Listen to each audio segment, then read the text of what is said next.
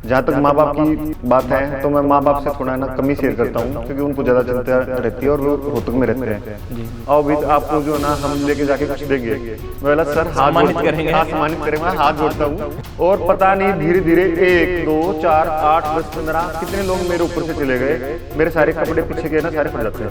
आपके हाँ। अच्छा, आपने उस बच्चे को उस नीचे बच्चे ले को लिया? मैंने नीचे ले लिया। ऐसे तो बहुत सारे इंसिडेंट्स हैं भाई, जहाँ हम बिल्कुल मौत को छू के वापस आए हैं, और कई बार मौत से भी आगे जाके वापस आए हैं। मेरे लड़के, मेरी टीम सीआरपीएफ के लड़कों ने जो है, हमने थोड़ी देर बाद उनको जो है ना मार गिराया आतंकवादियों को। वो मेरे से हार्डली 7 या 8 फुट दूर था। अब मेरा जो साथी था चंदन जी, तो बिजली का पोल पकड़ा, वो चढ़ गया बिजली के पोल के ऊपर। बिजली के पोल पर चढ़ हाँ। गए। नमस्कार दोस्तों, मैं अनूप चहल आपके अपने पॉडकास्ट फरीदाबाद रॉकर्स में, और जो आज के हमारे गेस्ट हैं, देश की आन बान शान सीआरपीएफ के cobra commando mister Ajay Malik ji. Sir कैसे हो आप? मैं बिल्कुल बढ़िया अनूप जी, आप कैसे हैं? मैं भी बिल्कुल बढ़िया। सर आपको देख के तो बहुत बढ़िया हो गया। कोई हंसता है तो मैं हाथ बढ़ा देता हूँ, कोई हाथ बढ़ाता है तो मैं सीने से लगा लेता हूँ। अरे सर, कोई सीने से लगाता मैं दिल में बसा लेता हूँ, नर्वस में तो आराम से बैठ जाऊँ भाई। ठीक है सर। हालांकि हम फ्रेम तक कटे होंगे, पर कोई बात ना, सर ने मतलब बहुत हिम्मत दी है मुझे।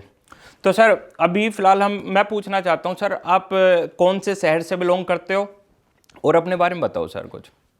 मेरा नाम अजय मलिक है, मैं बेसिकली रोहतक हरियाणा से बिलोंग करता हूँ, और अभी मैं फरीदाबाद में आपके सामने हूँ, फरीदाबाद रॉकर्स पे। ठीक है सर। तो सर हमारे साथ है, लेकिन मेरे क्वेश्चन फिर भी बरकरार रहेंगे। तो सर मेरा जो पहला क्वेश्चन है आपसे, कि आपने 9 लोगों की जान बचाई सर 2019 में, तो सर वो किस्सा जानना चाहते हैं हम। वो 14 जनवरी 2019 का इंसिडेंट था, जिसके अंदर एक स्कॉर्पियो गाड़ी थी।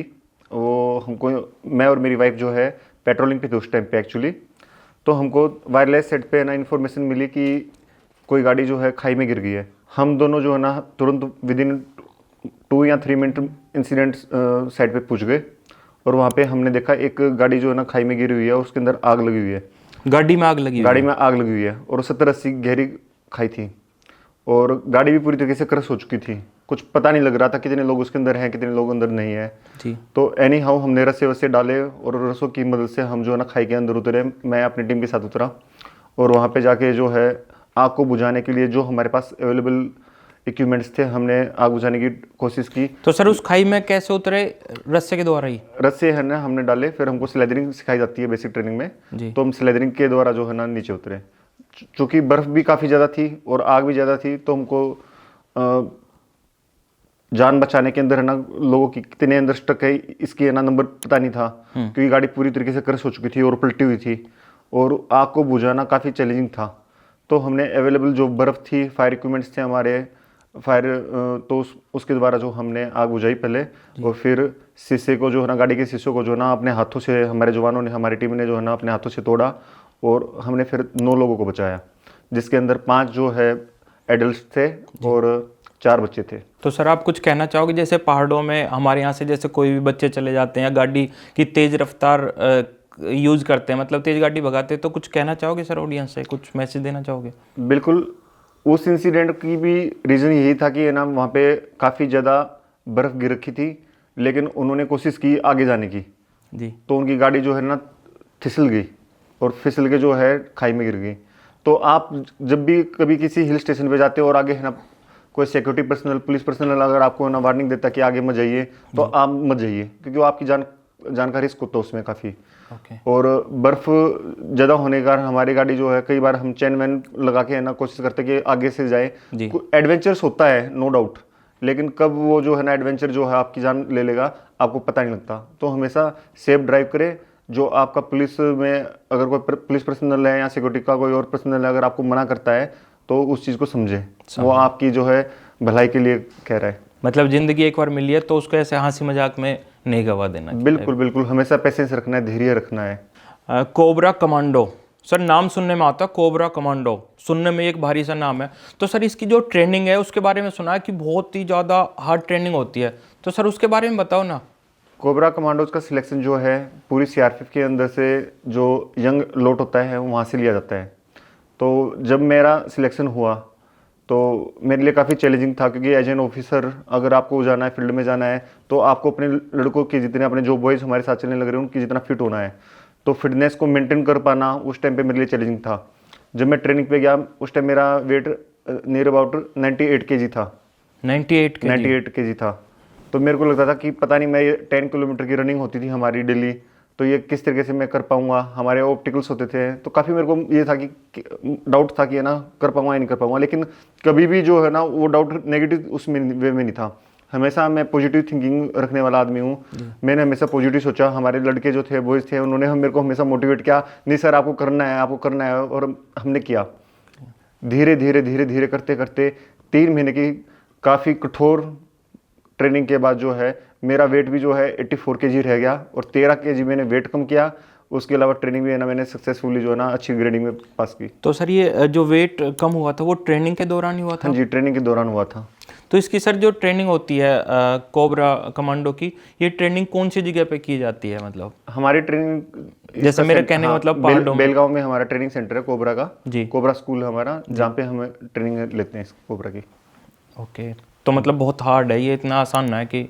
नहीं, पूरी आप देखिए जितने भी हमारे टॉप कमांडो फोर्सेस हैं, जिसमें पैरा कमांडोज हो गए, कोबरा कमांडो हो गए, एनएसजी कमांडोज हो गए, तो कमांडोज में ये टॉप का होता है कोबरा कमांडो। तो सर जैसे कि आपने तो काफ़ी ऑपरेशन किए होंगे, तो कोई ऐसा ऑपरेशन जैसे कि बोल देते हैं कि भाई मौत को मैंने पास से देखा है? ऐसे तो बहुत सारे इंसिडेंट्स हैं अनु भाई, जहाँ हम बिल्कुल मौत को छू के वापस आए हैं, और कई बार मौत से भी आगे जाके वापस आए हैं। दूसरे को मार के आए हैं। जो हमारे देश के है ना खिलाफ आतंकवादी हैं जी। उन लोगों को हमने मारा है, न्यूट्रलाइज किया है। ऐसे काफ़ी सारे इंसिडेंट्स हैं। तो सर कोई भी एक किस्सा जो आप शेयर करना चाहते हो, बेशक जगह का नाम ना बताएं, कोई दिक्कत ना, लेकिन सर हम जानना चाहते हैं कोई एक किस्सा। ये 28 सितंबर 2019 की बात है जी।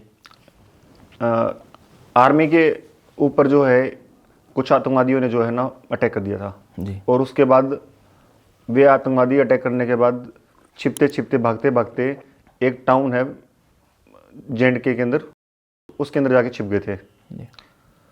उसके बाद हमको इन्फॉर्मेशन मिली कि किसी घर में उन्होंने एक बंदे को बंधक बना रखा है जिसकी उम्र 58 साल है, और होस्टेज बनाने के बाद वो तीनों आतंकवादी उसी घर में छुपे हुए हैं। जी। उसके बाद CRPF में आर्मी ने और पुलिस ने मिलकर जो है ना वहाँ पे एक अभियान चलाया। उसमें मैं भी शामिल था। हमने जो है ना घर को चारों तरफ से कोर्डन कर लिया। उसके बाद हमने घर के पास गए, जो भी हमारी स्ट्रेटजी होती है हमने उसके द्वारा जो है ना कोर्डन के पास क्रॉलिंग करते हुए हम पास पहुँच गए। हमको देख के ना आतंकवादियों ने अंदर से भारी मात्रा में ना फायरिंग स्टार्ट कर दी, और आतंकवादी ज़्यादा दूर नहीं थे, लगभग 15-20 फुट पे थे, और वो फायर कर रहे थे आड़ लेके। हम भी आड़ लेके हैं। 20 फुट आमने सामने की लड़ाई चल रही है कि 47 से बहुत घमासान यूज़ हो रहा है। लेकिन मेरे लड़के, मेरी टीम CRPF के लड़कों ने जो है, हमने थोड़ी देर बाद उनको जो है ना मार गिराया, तीनों लड़कों आतंकवादियों को। तो काफ़ी भयंकर मुठभेड़ हुई थी। उसके लिए मेरे को फिर बाद में जो है मेरी टीम को पूरी को हमको जो है माननीय राष्ट्रपति के द्वारा पुलिस वीरता पदक, police medal of for gallantry के द्वारा जो है नवाजा गया है। तो ऐसे ऐसे काफ़ी सारे इंसिडेंट्स काफ़ी सारे हुए। तो सर अभी पदक की बात चल रही है, तो सर अभी तक कितने पदक मिल चुके हैं, और सर मेडल के बारे में मैं जानना चाहूँगा सर। नहीं, पदकों की संख्या तो हमने आज तक है ना अनुभव गिनी नहीं है। हाँ जी। पदक भगवान की कृपा रही है। हाँ जी। मिलते हैं, कुछ काम होता है तो मिल भी जाते हैं। मिल भी जाते हैं। लेकिन आपका जरूरी नहीं है कि आपको हर बार काम करोगे तो पदक मिलेगा। पदक मिलेगा। जिस तरीके से खिलाड़ी जो होते हैं कितना कठोर परिश्रम करते हैं, तपते हैं, जी। लेकिन हर ओलंपिक में कोई गोल्ड लेके आएगा, हर आदमी गोल्ड लेके आएगा, ये पॉसिबल नहीं है। पॉसिबल नहीं है। तो हमने भी इसी तरीके से जो अपनी लाइफ में कभी भी है ना पदकों के लिए काम नहीं करना चाहिए। जी। आप काम कीजिए, अगर आपको काम रिकॉग्नाइज होगा तो है ना गवर्नमेंट है ना अकॉर्डिंगली दे देती है। तो सर जैसे कि अभी बताया कि मौत को बिल्कुल पास से देखा है, तो हमारे माँ बाप या घर में जो भी सदस्य होते हैं, तो कई बार हम उनके साथ शेयर कर लेते हैं ये बात कि भाई किसी ऑपरेशन में ऐसे गए और मौत बिल्कुल पास से गई। तो क्या कभी आपने मम्मी पापा के साथ शेयर किया? अगर किया तो उनका फिर क्या रिएक्शन रहा सर उस पर? एक्चुअली मेरी वाइफ भी जो है पूजा मलिक, श्रीमती पूजा मलिक, वो भी असिस्टेंट कमांडेंट ऑफिसर है CRPF में। और सर ने एक मेरा क्वेश्चन खत्म कर दिया। मेरा अगला क्वेश्चन था, सर ने वो खत्म कर दिया। तो चलो सर, हाँ बताइए। हाँ, तो मैं जब भी ऑपरेशन में जाता हूँ, क्योंकि उसको भी पता होता है हम सेम है फलानी जगह पे जो है ना, मान लो अभियान चलने लग रहे हैं, तो उसको भी पता होता है कि ये अजय जाएगा, तो सबसे पहले तो वो मेरे को बहुत ज़्यादा सपोर्ट करती है पीछे से। अच्छा जी। तो उसके सपोर्ट के बिना, क्योंकि इतना हार्ड डिसीजन ले पाने कई बार जो है ना पॉसिबल नहीं होते हैं, तो आपकी फैमिली का सपोर्ट आपको हमेशा चाहिए होता है। जहाँ तक माँ बाप की बात है, तो मैं माँ बाप से थोड़ा ना कम ही शेयर करता हूँ, क्योंकि उनको ज़्यादा चिंता रहती है और वो रोहतक में रहते हैं, जी। तो उनको मैं इतना शेयर नहीं करता हूँ। लेकिन हाँ, ऑपरेशन अगर ठीक ठाक हो जाते हैं, सारी चीज़ें हो जाती है, तो मैं आगे बता देता हूँ कि भाई फलाना जगह हम गए थे, ऐसे ऐसे हुआ था। और वरना वो कोशिश करते हैं कि हमारी फोर्स की जो बातें होती हैं वो किसी को, शेयर माँ ना बाप करें। को अननेसेसरी परेशान ना किया जाए, जी हाँ। तो उनको नहीं बताते हैं।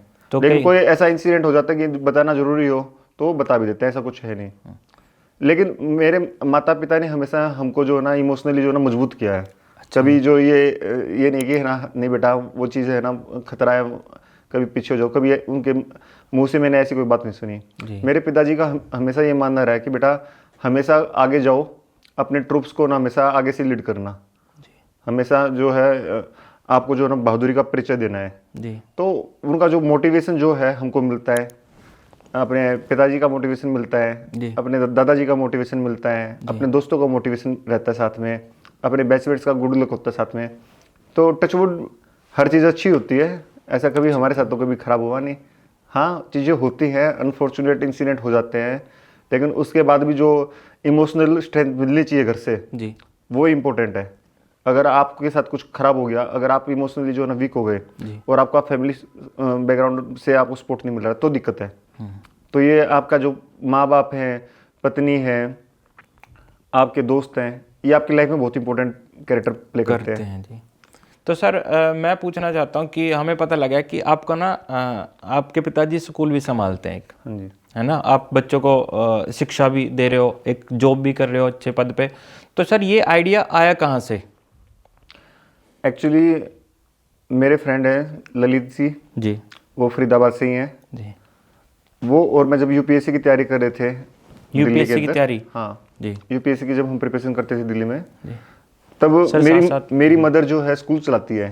जी। तो एक दिन हम अपने स्कूल में विजिट करने के लिए वहाँ पे गए थे। उस टाइम मेरी मदर का छोटा सा स्कूल था, तो ललित का और मेरा विचार बना था कभी हम अपने गांव के अंदर जो है ना, इस गांव के अंदर जो है ना बड़ा स्कूल बनाएंगे। जी। बाद में हम बड़े हुए, हम दोनों ने मिलकर जो है ना वो सपने को पूरा कर दिया। ओके। तो उसको ललित सर मेरे माताजी पिताजी है ना उसको संभालते हैं, जी। और वो ठीक चल रहा है वहाँ पे। एक्चुअली आपको जो है बच्चों के साथ, आने वाली जनरेशन के साथ कनेक्ट होना अच्छी बात है, अच्छी बात है। क्योंकि आने वाली पीढ़ी को जी। किसी ना किसी इंस्पिरेशन की जरूरत है। वो इंस्पिरेशन कौन बनेगा? जी। कहीं ना कहीं इसी सोसाइटी से कुछ जो किसी फील्ड में अच्छा करने लग रहे हैं जी। वही उनको अच्छा गाइड करेंगे। और मैंने देखा कि गांव के लोग, गांव के अंदर खासकर बच्चे, आने वाली पीढ़ी गलत संगत में चली जाती है, जैसे नशा है, ड्रग्स है, जी। तो उससे उनको बचा के रखना है। तो ऐसी थॉट होनी चाहिए। वो थॉट अगर कहीं किसी प्लेटफॉर्म से जाए तो स्कूल एक अच्छा प्लेटफॉर्म है जी। जो ललित और मेरे माता पिता देने लग रहे हैं। जी। तो सर अब हम बात करते हैं रियल लाइफ और रियल लाइफ के बारे में, कि अभी तक तो देखो हमने सर मतलब टीवी पे देखा है या फिल्मों में देखा है कि कोई आतंकवादी मिल गया या फिर कोई भी ऐसा टेररिस्ट मिल गया और सीधा मतलब शूट कर दिया। लेकिन हम जानना चाहते हैं रियल लाइफ में क्या होता है, कि सर कहीं से परमिशन ली जाती है, परमिशन हो तभी काम किया जाता है। इस बारे में सर मतलब थोड़ा बताइए हमें। वैसे तो कॉन्फिडेंशियल चीज़ें हैं, लेकिन किसी भी एज ए ह्यूमन बीइंग हम अगर कोई हम पे अटैक करता है तो हम उसको अपॉर्चुनिटी दी जाती है आमतौर पे फोर्सेस के द्वारा कि आप सरेंडर कर दें।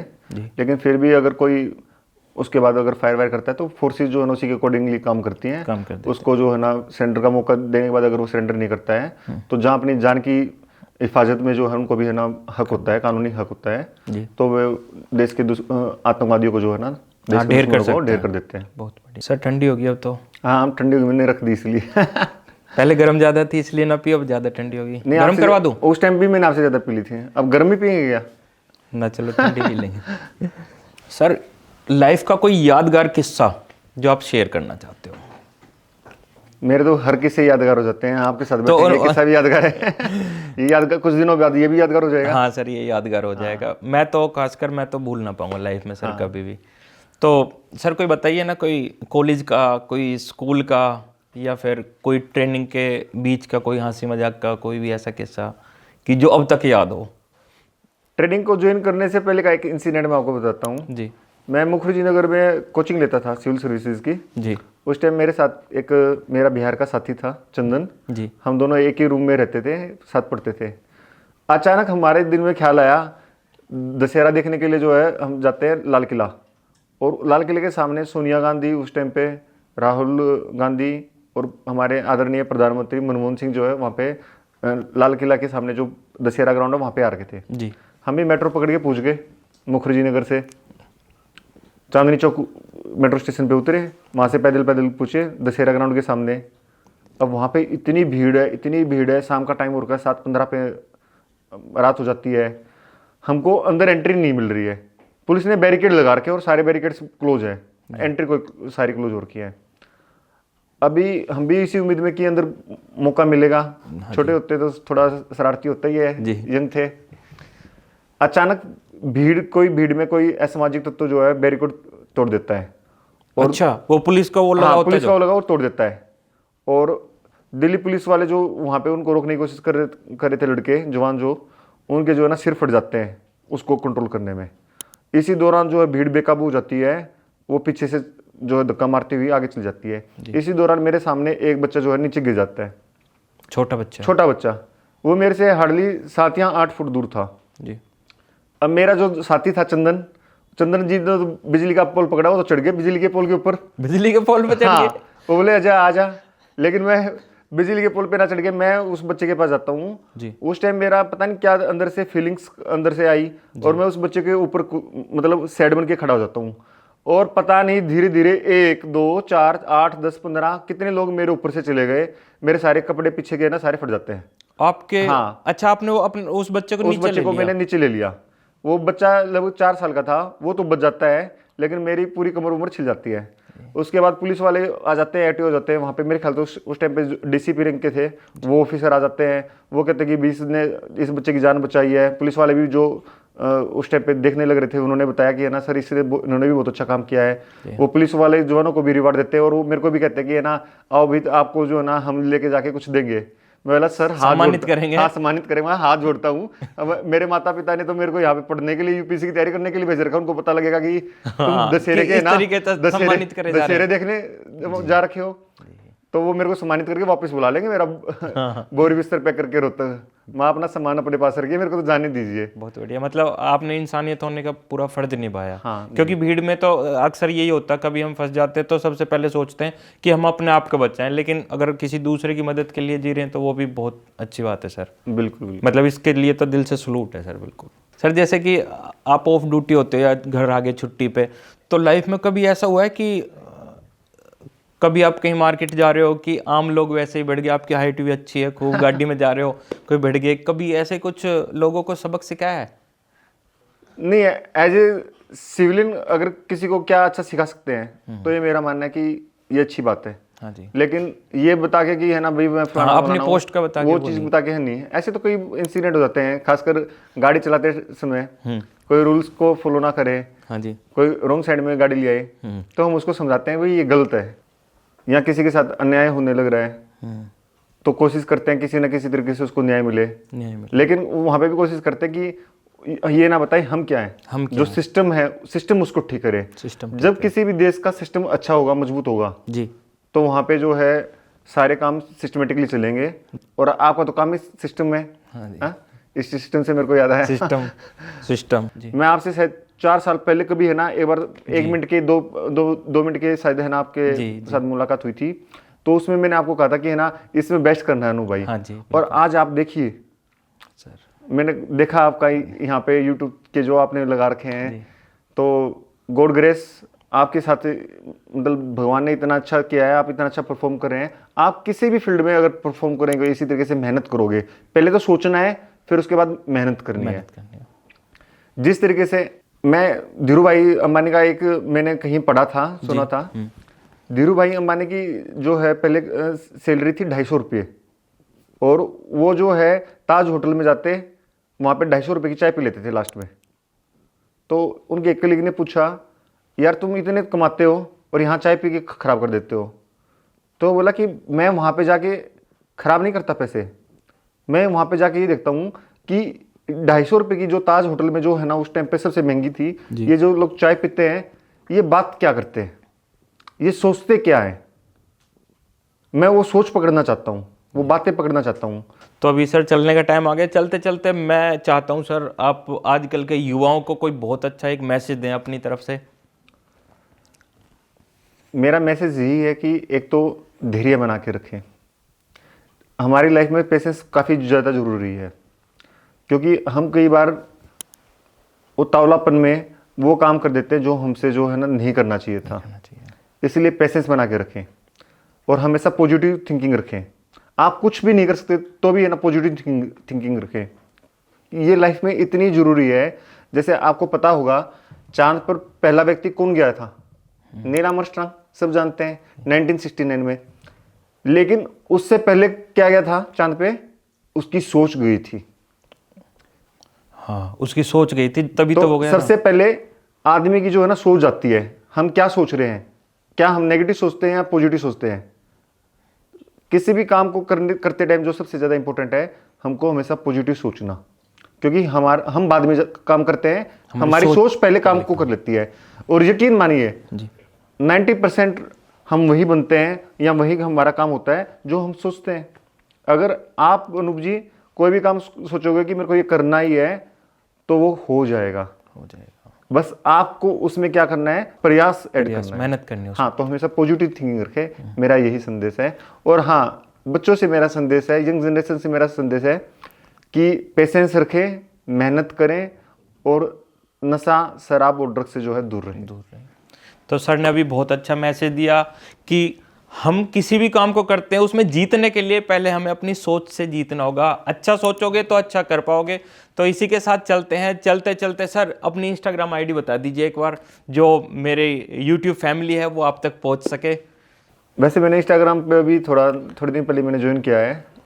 तो बता दो, यहाँ बता दो, मैं तो कटना मारूंगा। तो मैं बताता हूँ अभी सर ने मतलब ये कि 4 साल हो गए हैं, लेकिन फॉलोवर ज्यादा नहीं है। ठीक है, तो 4 साल हो गए सर के, फॉलोवर कम है, तो समझ रहे हो क्या करना तुम्हें, कर दो सिस्टम हैंग एकदम। बिल्कुल सर, आईडी बता दो अपनी। Assistant ASST commandant Ajay Mokhariya के नाम से मेरी आईडी। मैं नीचे यहाँ मेंशन कर देता हूँ, लिख देता हूँ, तो तुम्हें जो करना है ना जाकर तुरंत फॉलो कर दो। और समझ रहे हो क्या करना है।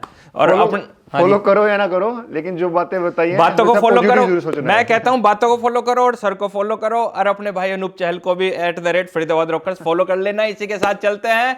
जय श्री राम।